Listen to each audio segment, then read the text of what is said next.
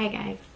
I am currently just waiting to jump on a Google Meet call with my hormone practitioner. She was my nutritionist last year, but she's also a practitioner, and she's been helping me with my cyst problems, figuring out what the next steps are. And this is the intake call, I guess. I'm in the alumni program because I worked with her last year, but this is the intake call to go over my HTMA test and my GI map. If you watched part 1, I went over all of that.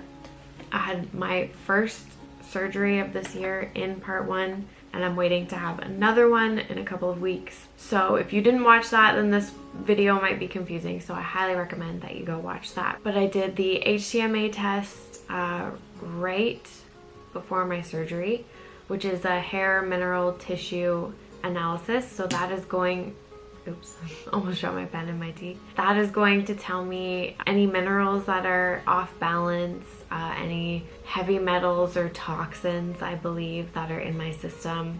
I had to cut a chunk of my hair out right at the scalp, and it feels so weird growing back. And then I did a GI map test, which is gut biome. It has a lot to do with your digestive system because I know that I have problems with that.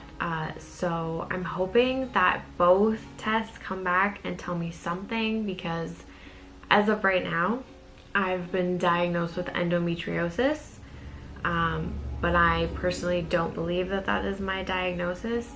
And other than that, my actual doctors have no answers for me and no solutions other than birth control. So this is where we're at. I'm so excited for this appointment. I've never been so excited to find out what's wrong with me in my whole life. I usually want to avoid when I have issues, but I just can't wait. Okay, we are like 5 minutes away, so I'm gonna stop talking so I don't look like a weirdo when she comes on and I'm just talking to myself. And I will update you guys when I'm done.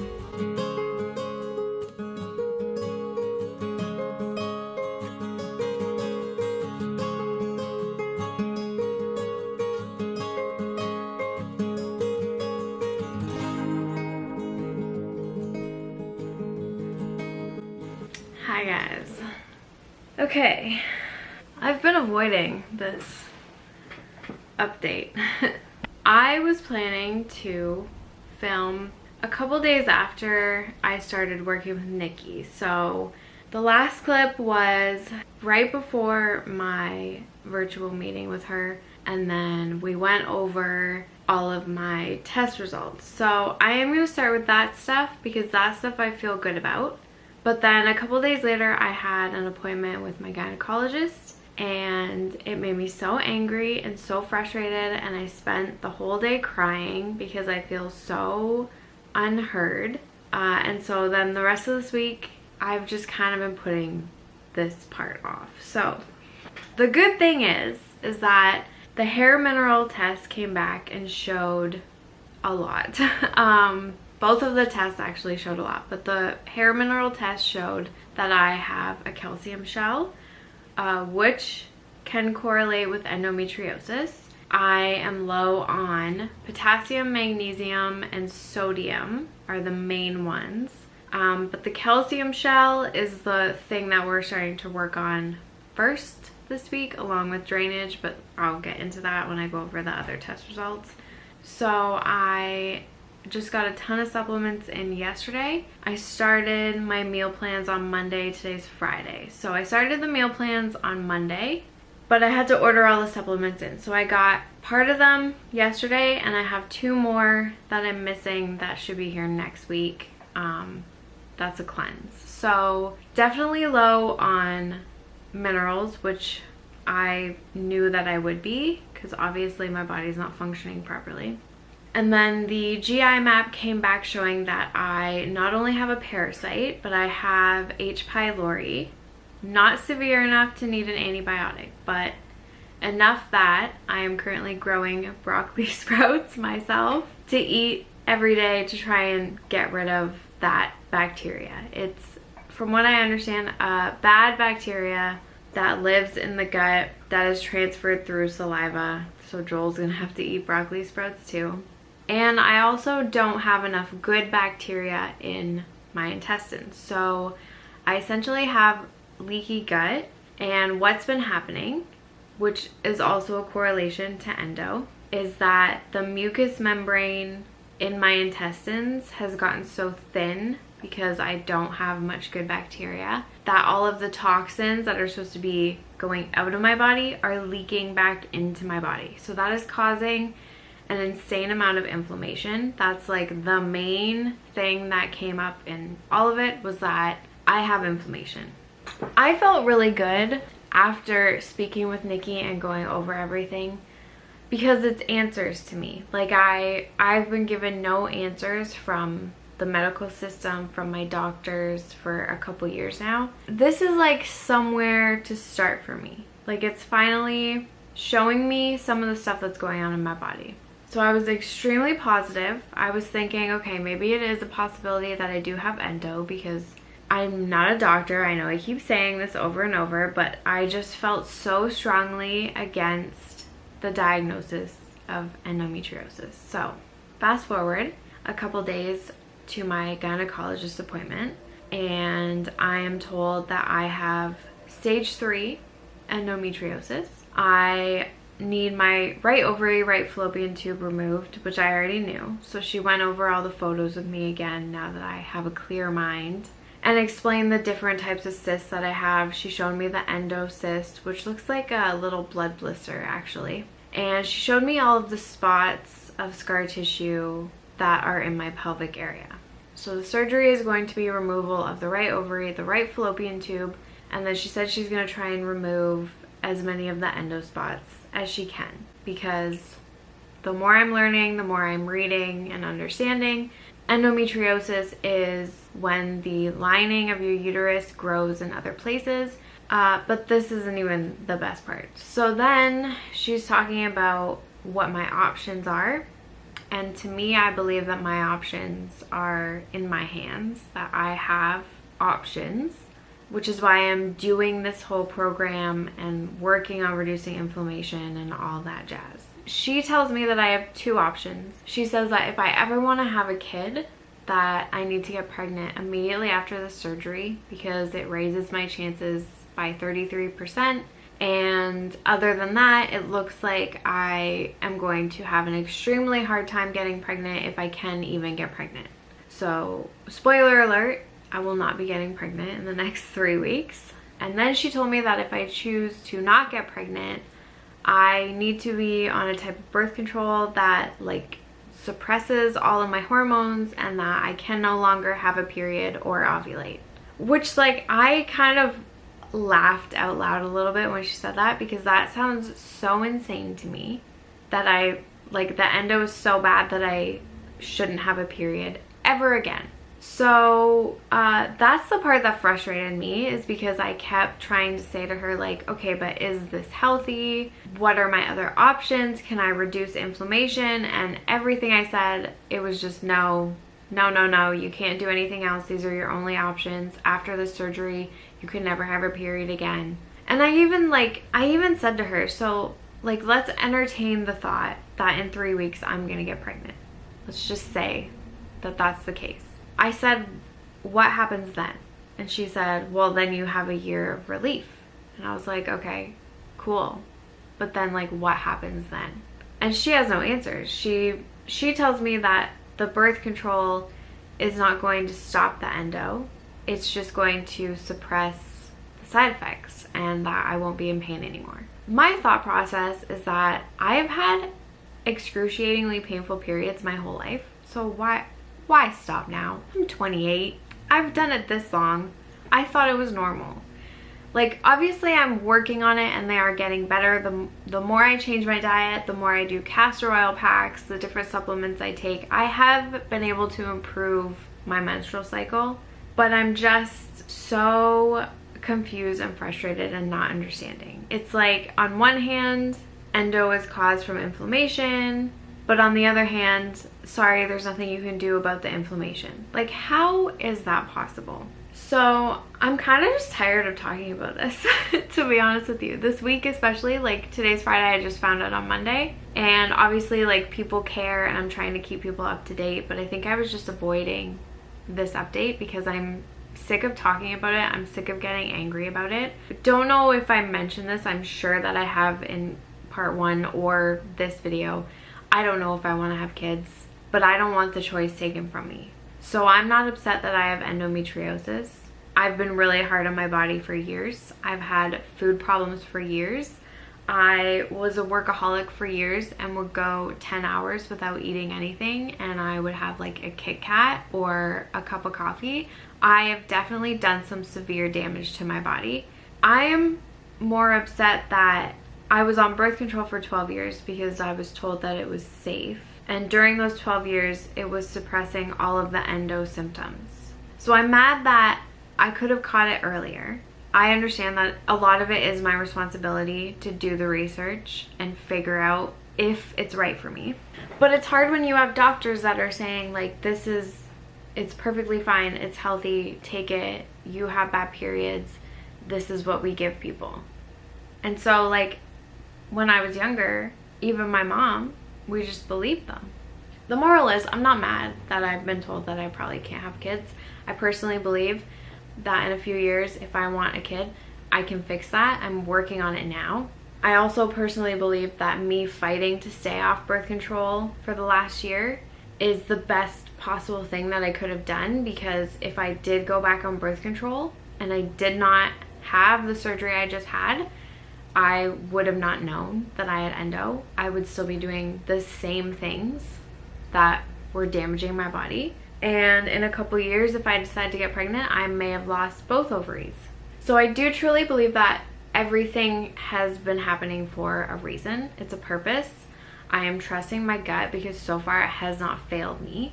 I've got 2 weeks to go for my next surgery. So I will have been, well, I have to stop the supplements a week before the surgery. So I'm only going to be able to do the supplements for like 4 or 5 days before I have to stop them. But there are a lot of minerals, so we're hoping that that helps my muscles with the next recovery, because I've been having a lot of muscle spasms and I have a couple sore spots still from my previous surgery, and I believe that that's because I'm so low on magnesium. I've upped my castor oil packs to 5 days a week for a couple hours. I used to do them 3 days a week for 1 hour, and I am noticing some improvements on a couple of things. So my plan right now is to keep doing research. I'm doing the protocol that Nikki has given me. It's pretty big and there's a lot to do, so I'm hopeful that maybe there will be some improvement by this next surgery, but I really don't know.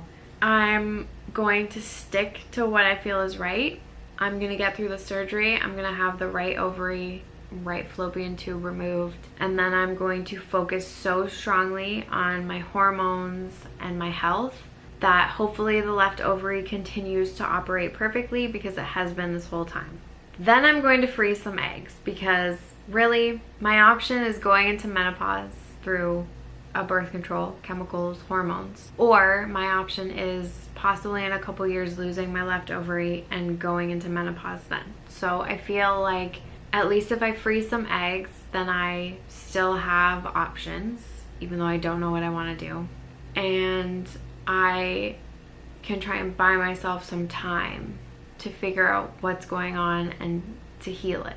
So yeah, that's where I'm at. I'm just exhausted, to be honest. I'm frustrated, I'm so angry, and I'm exhausted. And that's where we're at.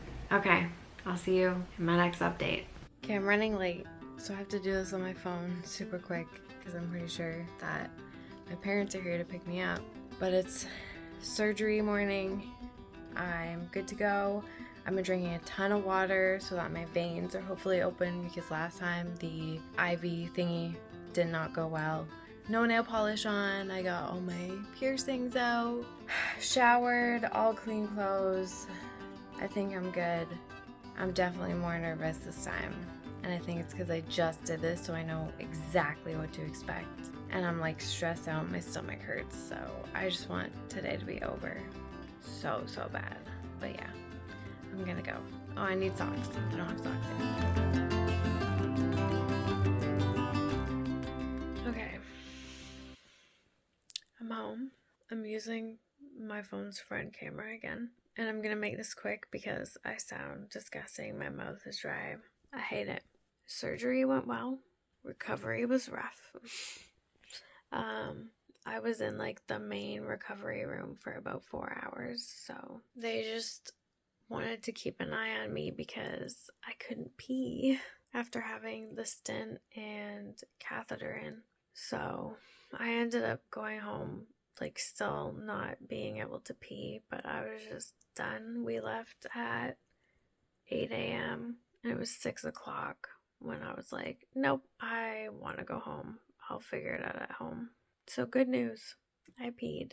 But I had to take some Tylenol because I think everything was just so irritated and like inflamed that nothing would work properly. So we're good there. Obviously it hurts to go, but it's better than not going at all. I have 4 holes this time. I'm terrified to see them, to be honest, because 3 of them are in the exact same spots as last time. Oh my god, I sound disgusting. I can't. I need to. Oh Jesus. I leaned back too far. I need to get a drink. 1 second.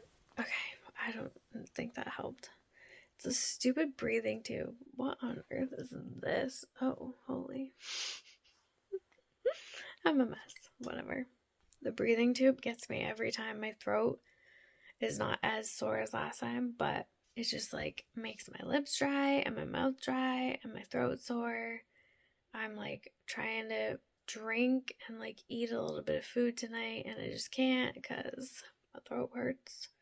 Also very nauseous. I'll get to that. So 3 of the incisions are in the exact same spots, which scares me because there was a lot of scar tissue there from only 4 weeks ago. But I now have another pinhole on my right side just under my birds, which is good. Like, obviously, if they have to cut through the tattoo, they have to do what they gotta do, but they didn't have to. So it looks like it's right under my birds by my right hip bone. The right ovary's gone. I'm not gonna lie, I have been like real messed up with the anesthesia this time. So I actually don't know if they removed the right fallopian tube. When I was laying on the OR table, she said that she wasn't 100% sure if it was gonna have to come out, but when she was in there last time, it looked pretty damaged. So it was kind of like a see how it goes situation. So I would imagine that she took it out, but I can't remember because for some insane reason, I complain about this every time I know. They tell you all the important information right as you're waking up from the anesthesia, and now my goddamn shoulder's hurting. That's another thing I really hate is the air bubbles in the shoulders. Okay, yeah, so right ovary, I'm pretty sure right fallopian tube is gone, and she told me that she removed all of the endometriosis. So I had quite a few spots in my pelvis. She said there were a decent amount of spots on my left pelvic floor area. I don't know what to call it. So my left side has been aching, which I was very confused about at first because I was like, well, I had the procedures done on my right side, but the right side isn't there anymore. So that's why it's not hurting. Yeah, so she told me that the endometriosis is gone, but that does not mean that it's gone forever. And so she spoke to me about a medication that she really wants me to take that's different now from the last time I spoke with her. It's called Vizan. I am currently too looped out of my mind to read about it and understand it because I tried to and I read the same first paragraph like 10 times before I gave up. The gist of it, I think, is it's progesterone. and it helps lower your estrogen, which I know I have really high estrogen. But she also told me that it could stop my periods, which is like her goal for me, and we know how I feel about that. So I sent Nikki a message going over everything tonight, even though I'm kind of out of it and can't think of words properly. But I just didn't want to forget tomorrow, so I'm gonna get her opinion on it and see. I am so looped out of my mind that I can't even remember what I've already told you guys and what I haven't told you guys. So I think for the sake of both of us, I'm gonna go. And tomorrow when I'm up and around and I'm a functioning human being that can read and write and speak, I will get more into it, and I will definitely talk about the eggs. Don't let me forget to talk about the eggs, because I might forget. Okay, I'm gonna try and eat something because I've been insanely nauseous all afternoon and evening and night, and then I'm gonna put my ass to bed. Good night, guys. Hey guys. Probably should have done an update sooner, but the past couple weeks have been rough. So it's 2 weeks and 2 days since my surgery.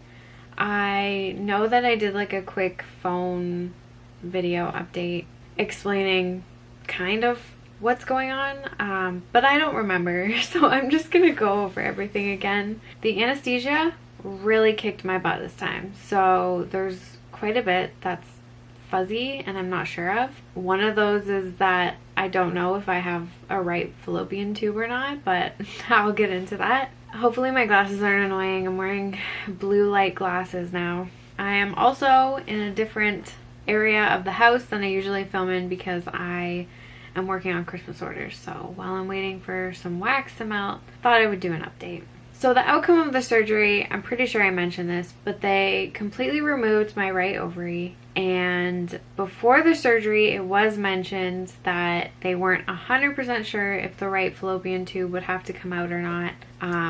They figured that it would, but they wouldn't know until they got in there. So as of right now, my post-op appointment isn't until January.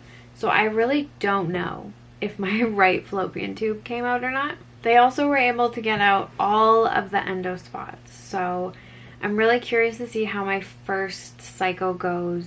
I was still noticing that every single piece of paper said chronic pelvic pain, but I don't think that I had chronic pain or have chronic pain. Recovery was a little bit harder this time, and I think it's because I just had surgery 4 weeks prior, almost exactly 4 weeks prior. I was nauseous and tired for like a week and a half. The night that I had the surgery was great. I was on my pain med schedule. I had no problems.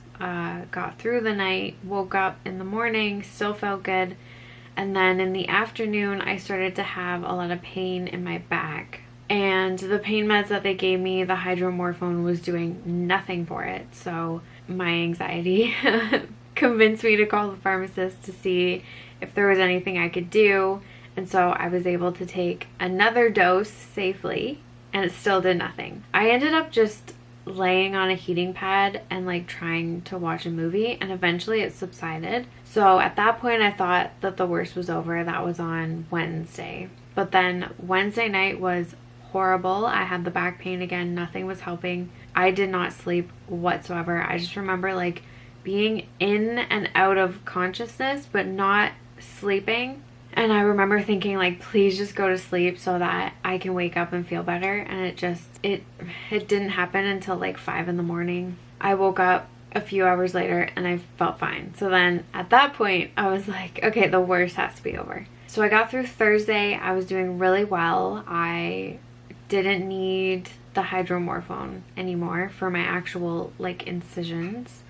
I wasn't in any pain. And then Thursday night was the absolute worst night that I think I've probably ever had in my life. I started to feel super nauseous and I ended up throwing up. I had the severe back pain, like the whole muscle that like goes up next to your spine. I'm pretty sure it was spasms now that I think about it, but at the time I had no clue what was going on. So I was throwing up all night. I couldn't keep my pain meds down, so then the pain was getting worse, and then I was throwing up from the pain, and it was the whole cycle. I really thought that I was going to have to go to the hospital when Joel got up in the morning. But thankfully, my mom brought over liquid Gravol, and I was able to get that in me and keep it down long enough for it to work. And so all of that Friday, I slept. Like the whole day. I think I got up to pee twice maybe. But that was definitely the worst day. Since then, I've just been tired, or my muscles are very sore. Actually, this week has been really good. I'm back to eating properly. I'm back to eating like full meals, proteins up, my fibers up. But my muscles are still very sore, and my skin is also very sore. So I don't know if it's a nerve thing. When my shirt rubs on my skin, it is irritating. Like it physically hurts. The worst part for me is having things happen that aren't on the surgery list they give you, and then my brain just runs wild wondering if I'm dying. But anyway, that's how it went. That is the outcome. Like I said, I'm not having my post-op appointment until January, so I'm sure I'll get yelled at for not being on birth control again. But did want to update you guys on what I'm doing right now. So right before I went into surgery, it was suggested to me that I go on a type of progesterone medication because that can slow down that endometriosis and the endo spots that they removed from my pelvis, because it will come back. It's stage 3, so it's, I'm pretty sure, very aggressive, and so I'm not gonna get rid of it. But my goal is to do everything I can to try to slow it down or make it livable without the harsh medications that they want me to take, because I truly believe that I am in this situation because I was on birth control for 12 years. I am looking into the progesterone option. You can also get a progesterone cream, which I believe is completely natural, that you can like rub into your thighs. Basically, I'm just doing a ton of research right now. I'm working with Nikki, focusing on eating properly, eating every 3 hours. I'm doing a parasite cleanse right now.